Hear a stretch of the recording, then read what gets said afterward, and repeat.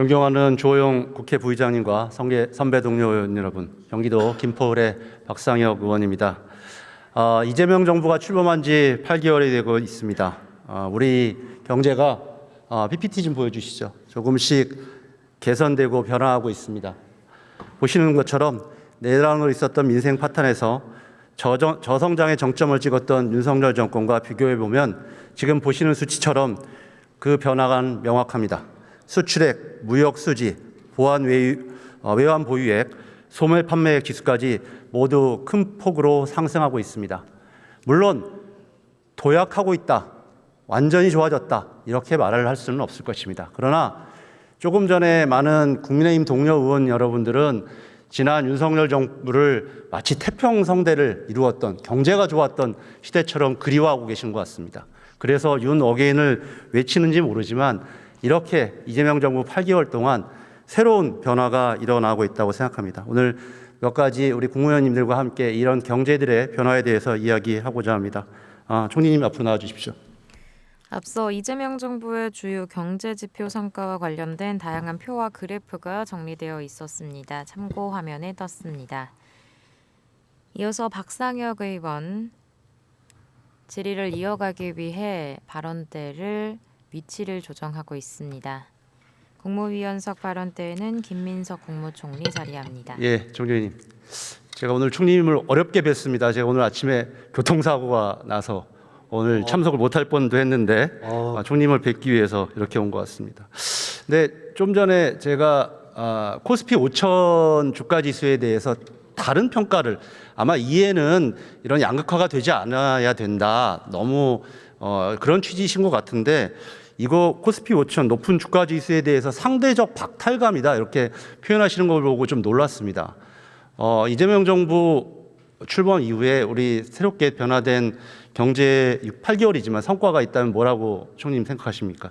큰 틀에서는 다시 해볼 만하다. 뭐 여러 가지 어려움은 있지만은 경제가 살아날 수 있을 것 같다라는 큰 심리의 회복이 제일 큰 것 같습니다. 그것들이 지표에 있어서 뭐 성장률이라든가 소비심리라든가 지금 말씀하신 코스피라든가 이런 등등으로 현실적으로 또 수출액이라든가 나타나고 있는 것이죠.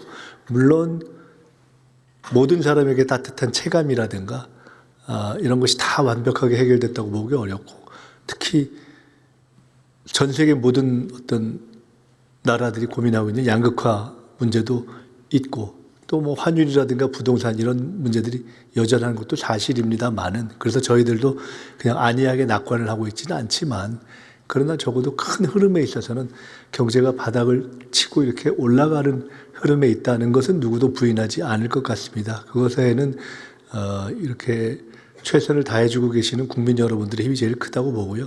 그리고 어쨌든 대통령을 중심으로 해서 정부가 짧은 기간 동안에 비교적 크게 틀리지 않은 방향으로 정책들을 펼쳐왔다고 생각합니다.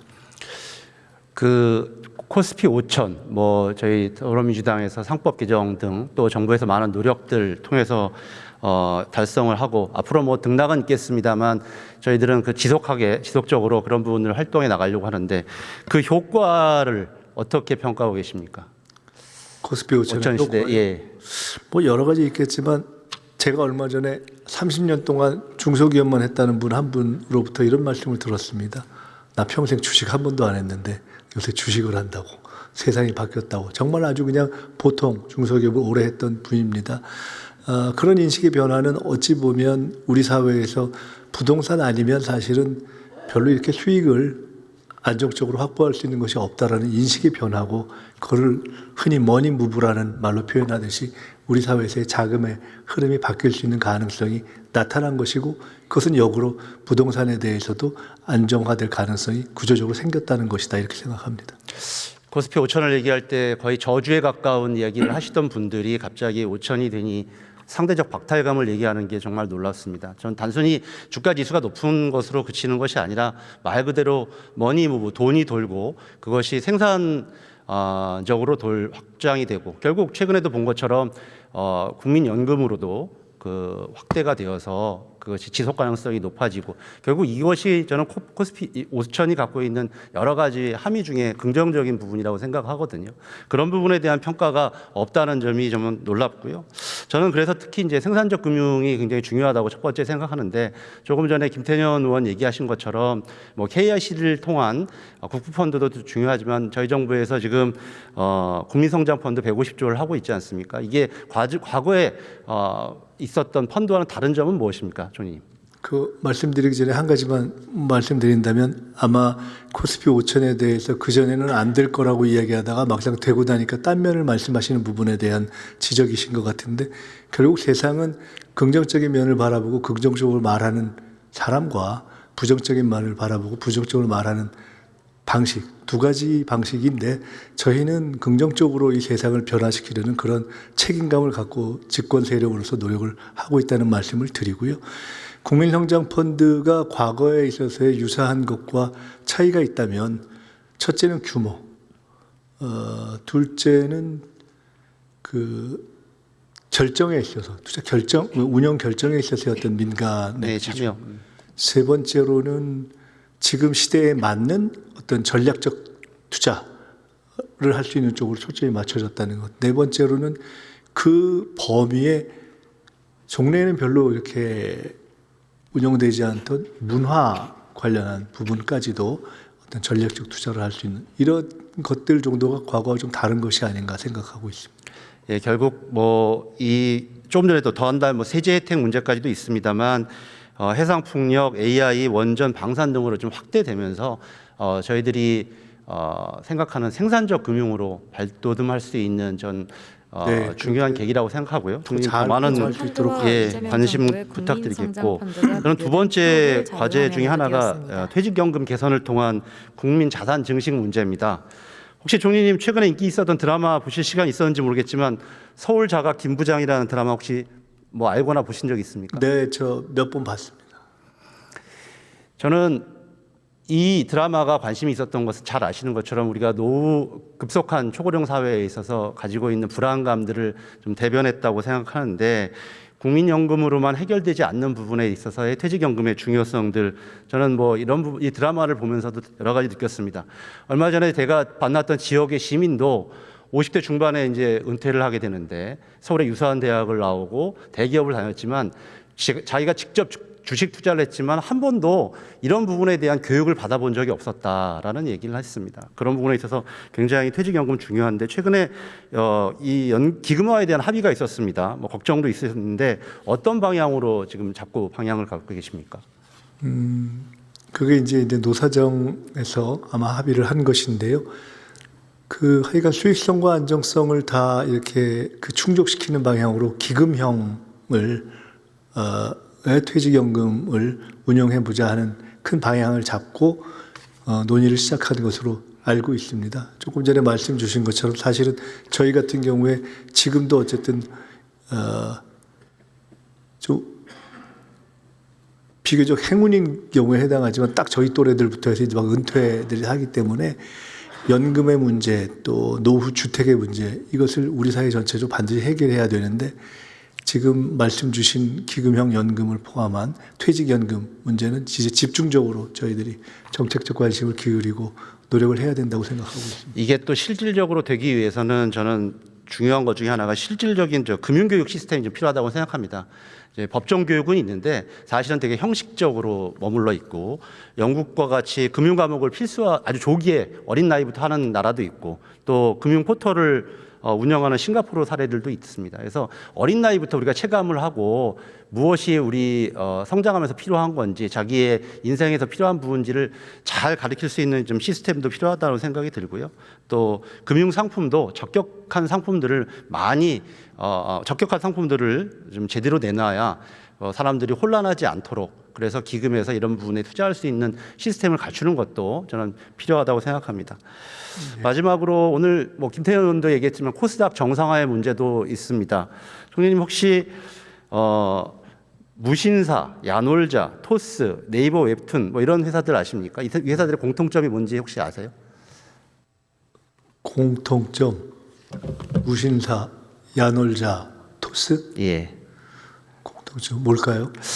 뭐 성장세가 가파른 유망 기업이었는데 코스닥이 아니라 나스닥을 택했습니다. 예. 물론 뭐 여러 가지 이유가 있을 수 있습니다만 결국 미국 같은 시스템은 좀 잠재력에 높은 평가를 하는 데 비해서 우리는 그런 부분이 아직 덜하고 결국 미래 가치에 투자를 할 수 있는 그런 시스템이 되어야 코스닥의 아까 퇴출 문제도 했습니다만 정상화 문제도 함께 좀 매력적인 기업들이 기술 유망한 기업들이 코스닥으로 향할 때 코스닥이 정상화되지 않겠습니까?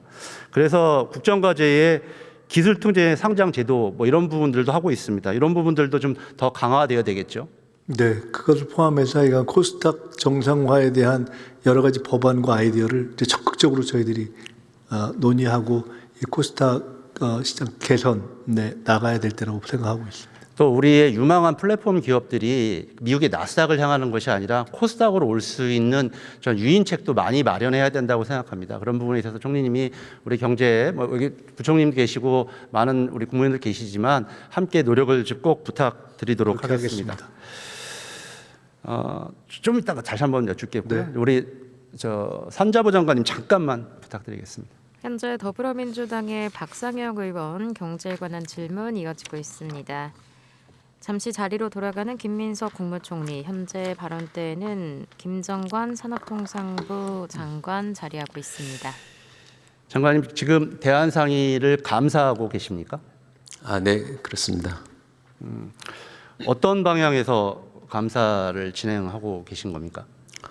아마 의원님께서 잘 알다시피 최근에 나왔던 보도자료 관련해서 그 내용이 가지고 있는 왜곡된 내용들, 사실이 아닌 내용들을 공적 단체에서 공신력을 제일 기반으로 해야 될 단체에서 어떤 검증 절차라든 내용도 없이 했던 것에 대해서 지금 감사 착수해서 시작하고 있습니다. 과거 박근혜 정부에서 그 국정농단 이후에 정경련이 아니라 우리 대한상의가 법정단체로서 경제인들의 목소리를 대변할 것을 기대해왔던 우리 정부로서는 지금의 어떤 저는 이번 사건이 단순히 일회성이 아니라 여러 가지 상법 개정이라든지 정부 정책에 대해서 계속적으로 건전한 비판이 아닌 거의 비토 수준의 악의적인 시장 교란 행위를 위한 그런 것으로 보여지고 지금 대한상의의 상금 부회장은 지금 역대에 보면 이 산업부 차관 출신들은 공무원들이 나가고 있는 것이 관례죠. 그런데도 불구하고 왜 이렇게 대한상의가 제대로 된 역할이 아니라 소수 재벌을 대변하는 역할로 지금 처하고 있는 건지 우리 장관님께서 어떻게 생각하십니까? 먼저 정부 장관으로서 국민들 때 일단 지난번에도 말씀드려서 깊이 사과의 말씀을 드리고요. 그리고 지금 대한상의가 공신력과 공정에 기반해서 국민의 신뢰를 받고 시장 참여자들로부터도 그 같은 존경을 받을 수 있는 조직이 될 수 있도록 다시 한번 혁신의 고삐를 쥐겠습니다. 김정관 저희들이 산업통상부 장관입니다. 무슨 기업 단체에 뭐 임의적으로 압력을 가려고 그런 것이 아니라 정말 시장에서 제 기능을 발휘하고 건전한 목소리를 대변해 줄 수 있는 그런 기업인 단체로서를 요구드리는 거고 그런 바람이라는 것 뭐 잘 아실 거라고 생각합니다. 그런 점에서 장관님 역할을 부탁드리겠습니다. 네, 이상입니다. 알겠습니다. 예. 준비한 자료를 챙겨 의장석 쪽을 향해 예, 인사하는 국토부 자리로 장관님 돌아가는 김정관 산업통상부 장관입니다. 이어서 김윤덕 국토교통부 장관 발언대 앞에 섰습니다. 예, 부동산 안정화 문제 때문에 질의가 좀 많으셨습니다. 결국 수요 관리와 뭐 충분한 공급 대책 이런 부분들이 핵심적인 사안일 거라는 저는 생각이 듭니다. 저는 그 기저에는 제일 중요한 거는 일관성, 정부의 일관성이라는 생각이 드는데 우리 장관님 생각은 어떠십니까? 예, 의원님께서 말씀 주셨다시피 정부 정책에 대한 국민들과 또 시장에서 일관되게 신뢰할 수 있도록 좀 정책을 유지하는 게 매우 중요한 문제라고 인식하고 있습니다. 저는 대통령께서 다주택자의 양도세 중과 문제를 유예한 것에 유예를 종료하는 것에 대해서 이렇게 말씀을 주셨던 것도 시장에 먼저 사전적으로 그런 것을 알리고 시장 참여자들이 앞으로 이재명 정부는 일관되게 나아갈 것이다라는 부분을 충분히 정보를 드리기 위한 조치로 생각하는데 장관님 생각은 어떠세요? 예, 맞습니다. 예. 앞으로도 계속 일관되게 정부 정책은 유지될 거라고 신뢰하셔도 된다고 생각합니다. 이번에 좀 전에 말씀드렸던 것처럼 이제 우리가 수요 관리 측면과 더불어서 공급 대책을 발표하셨습니다. 한 총 140만 호 가량 되죠? 네. 결국 이 140만 호 가량을 일관되게 저희들이 지속적으로 정책을 추진하는 게 가장 중요하다고 생각합니다. 이를 위해서 앞으로 국토부는 어떤 정책과 내용들을 가지고 계십니까? 일단 저희 국토부가 마련한 이 공급 대책이 처음에 발표했던 그 정책 그대로 집행될 수 있도록 입장을 분명히 견제하는 게 필요하다고 생각하고 있고요. 또 기존 정부의 재탕이다 이런 비판도 있습니다. 그래서 그 문제에 대해서는 저희도 겸허히 수용하고 있습니다. 다만 지난 정부에서 왜 공급 대책으로 발표를 하고 진행이 안 되었는지에 대해서 저희는 지난 몇 달 동안 상당히 면밀히 평가했고 그 안 되는 이유에 대해서 새로운 대책을 마련함으로써 기존 정부에서 발표했던 발표하고도 추진되지 못했던 그런 약점들을 보완해서 그걸 제대로 추진하겠다는 의지를 가지고 있고요. 또 그런 과정에서 중요했던 것은 국토부의 어떤 주택 공급에 대한 국토부의 외로운 어떤 집행이 아니라 현재 정부 각 부처 또 청 이런 단위까지 해서 주택 공급 장관 회의를 통해서 각 부처의 현실 또 의견들을 수렴했고 또 지방 정부라든가 또 주민들이 또 반대하는 이유가 무엇인지에 대해서 분석을 해서 그 문제에 대한 설득력 있는 준비를 통해서 상대 공급 문제가 가지고 있는 여러 난제들을 의지를 가지고 돌파하겠다라는 생각을 하고 있습니다. 그래서 기존에 발표했던 것이 현상적으로는 비슷할 수 있지만 여러 대책을 함께 준비했다는 점에서 저희 국토부가 책임지고 집행을 하겠다 이렇게 생각하고 있습니다. 결국 제한된 어떤 면적에서 나올 수밖에 없는 대상지의 한계 뭐 이런 부분이 있을 겁니다. 그런데 지금 장관님께서 말씀하셨던 것처럼 국토부가 중심이 돼서 각 부처와 협력하고 지자체도 설득하고 시민들과도 많은 사항들을 설명드리는 과정 속에서 저는 그것들을 어려움이 있었다면 풀어나갈 부분이라고 생각하고요. 또 민간에 줘야 될 인센티브가 있다면 그런 부분들도 함께 민간과 잘 논의하는 것이 공급대책의 저는 실효성을 높이는 길이라고 생각합니다. 예. 저는 그중에서 이제 140만 호 가량 중에는 물론 서울 안에도 있지만 신도시 공급 물량도 예전부터 추진해 온 것도 포함되어 있죠. 네, 있습니다.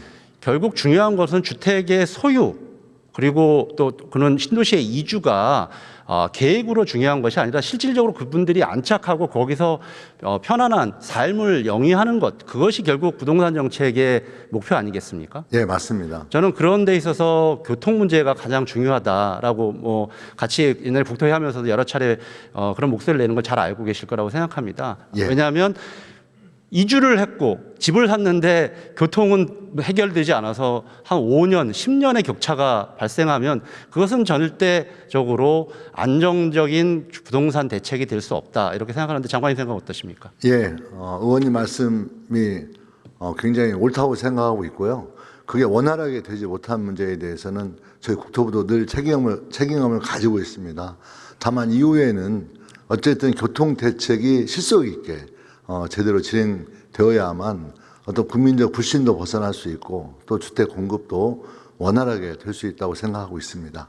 예, 공급 대책을 위한 대책이 아니라 실질적으로 주민들이 편안하게 주거 안정을 하는 것 저는 그것이 진짜 부동산 대책이고 공급 대책이다 이런 생각을 합니다. 그런 부분에 있어서 꼭 더 여러 가지 국토부의 책임 있는 역할 부탁드리겠습니다. 예, 알겠습니다. 총리님 부탁드리겠습니다.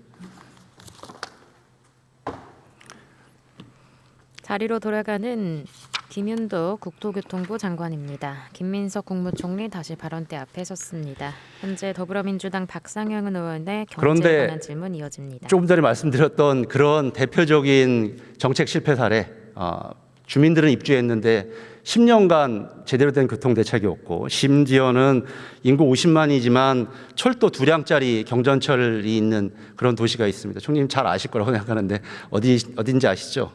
예, 우리 의원님 지역 예. 뭐 이거 김포 골드라인의 문제는 우리 비단 수도권뿐만 아니라 전국에서도 다 알고 있는 대표적인 정책 실패 사례라고 생각합니다. 지금도 많은 부분이 과업으로 쓰러지고 있습니다.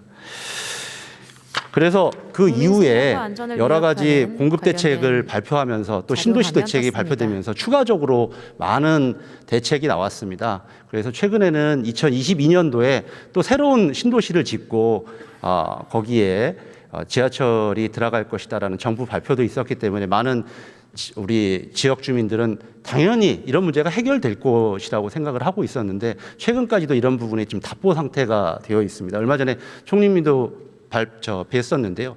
이 문제와 관련되어서 총리님 부탁드리고 싶은 것은 조만간 다시 한번 우리 골드라인 한번 저랑 같이 탑승하시고 이 문제를 해결할 수 있도록 총리님의 적극적인 역할을 부탁드리겠습니다. 그렇게 하겠습니다. 예. 앞서 김포 한강 이 컴팩트 시티 뭐 관련돼서 앞으로 5호선 연장과 관련된 자료 화면 참고됐습니다. 현재 발언 시간이 추가돼 마이크가 꺼진 상태입니다. 안정화될 수 있도록 교통 문제뿐만 아니라 주거 다른 인프라가 고루 갖춰질 수 있는 그러한 정책 그것이 바로 이전 정부와는 다른 저는 이재명 국민주권 정부의 모습이라고 생각합니다. 이런 점 꼭 부탁드리겠습니다.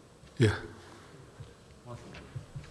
서로 가볍게 인사하며 발언을 마무리합니다. 자리로 돌아가는 김민석 국무총리. 현재 박상혁 의원은 발언 시간이 마무리되면서 발언대를 다시 6시 방향 쪽으로 돌리고 있습니다.